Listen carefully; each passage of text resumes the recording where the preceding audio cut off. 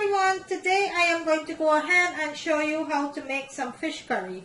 And what I need for my fish curry, over into my bowl there, I have some fried tilapia that I went ahead and I fried earlier in the day for today's lunch, and I have a little left over, so I figure why not make a curry with it. So I have some fried tilapia into my bowl there, and then into my plate over here I have some okra, some mangoes, some saijan, and I did have a few corn left back and I don't want it to go to waste, so I'm going to add it to my fish curry. I know it's not a thing for fish curry, but I am going to go ahead and add that to my fish curry because I do not want my corn to go to waste, so I'm going to add it there.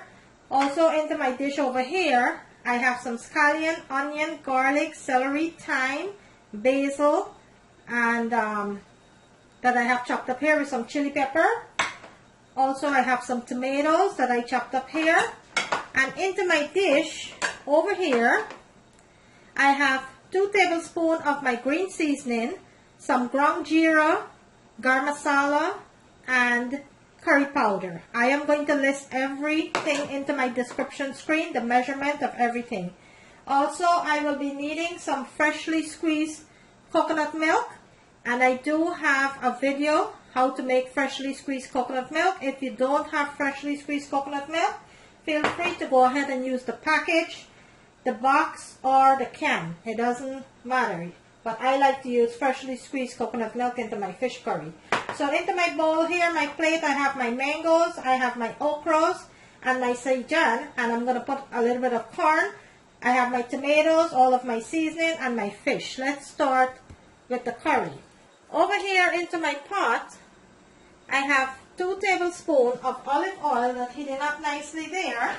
I am going to wait for that to come to a fully heated, and then we'll go ahead and start.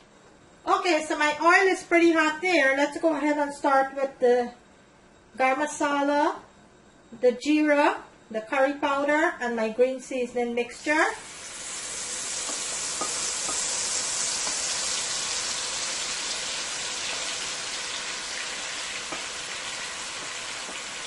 Get all that goodness into the pan there. And you're going to lower your stove to medium heat and fry your masala mixture into the oil for about 3 to 4 minutes. This part of the curry is very, very important, so do not rush this part of the curry. You wanted all that masala, curry powder, and everything to toast it up nicely into your oil here. So I'm going to let this fry for about 3 to 4 minutes.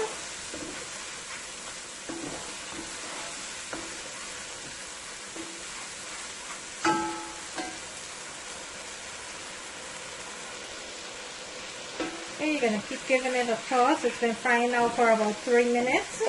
Going to give it another minute or 2. I want that masala to fry nicely into the oil. And look at that. Look how nicely that is looking already. Look at that. That's what you wanted to see. Okay, so to your mixture, let's go ahead and add our corn, okra, saijan, and our mangoes. Let's add all of that into the pan there.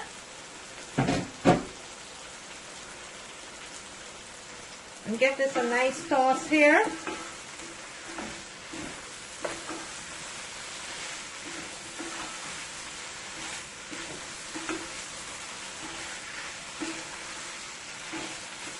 Look at that goodness into the pan. Just look at that. And that's exactly what you wanted to see. You're going to let this fry for about 3 minutes, 2 to 3 minutes.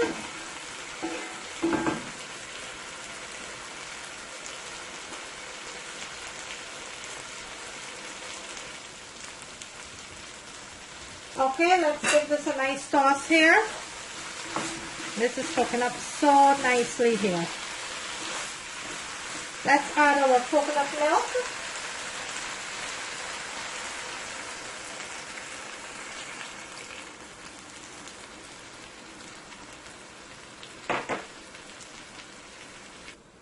Okay, so we added our coconut milk.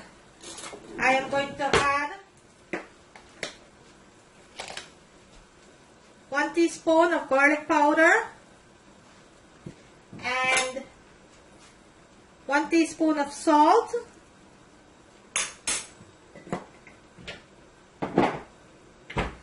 Let's give this a nice toss here.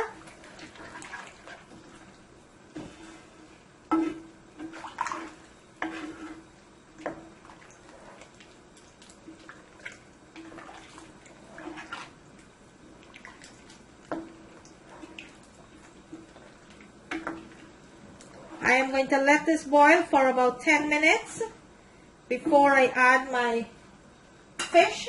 So I'm going to cover my pot and I'm going to let that boil for about 10 minutes. And then I'll come back and show you when I added my fish. Okay, let's go ahead and check on the curry. And this is looking so good already here. Been on now for about 10 minutes.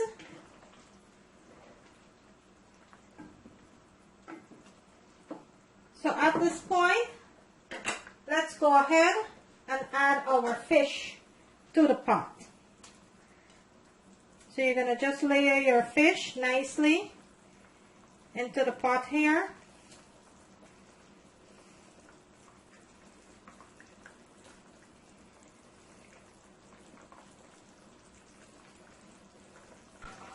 Just like that, and all you're going to do is take the edge and you're just going to push your spoon like that so everything fall into place there. You don't want to mash your fish, you just want to make sure that everything fall into place.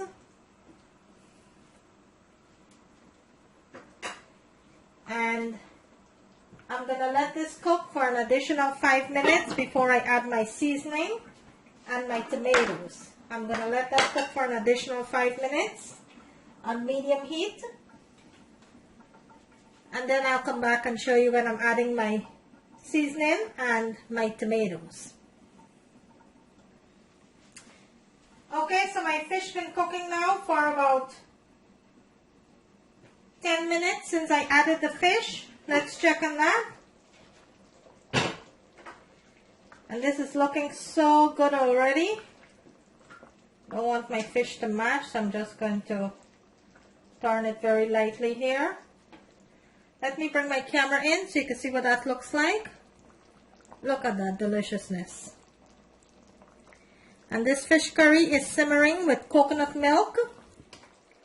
And I added some corn because I did have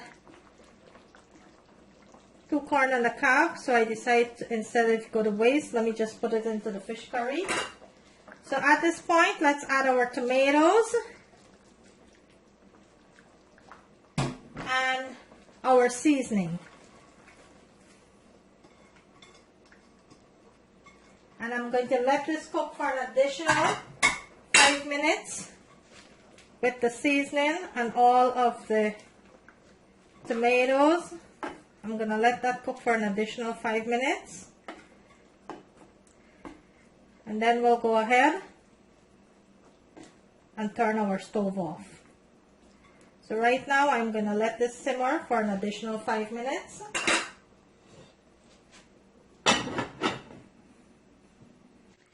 And there you have it, guys. A delicious homemade fish curry tilapia that I make today. Today I make you a delicious fish curry with some saijan, some mangoes, tomatoes. I make you a delicious fish curry here. If you like this video, guys, kindly give it a thumbs up. On the right hand screen there is a notification bell. You could go ahead and click on that so you will not miss out on any of my video. And thank you always for watching. I am going to bring this closer into the camera so you can see what it looks like. And there you have it. A delicious homemade fish curry, simmered and coconut milk.